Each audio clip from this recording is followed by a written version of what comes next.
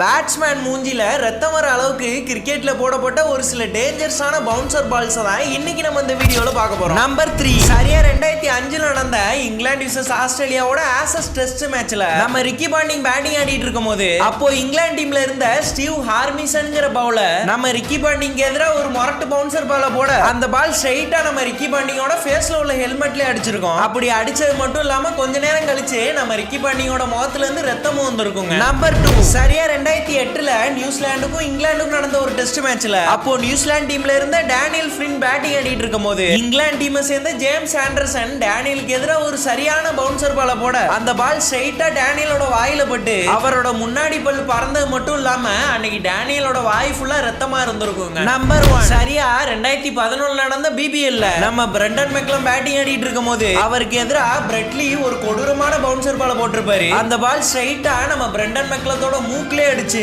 மனுஷனுக்கு அன்னைக்கு செம பிளட் வந்திருக்குங்க.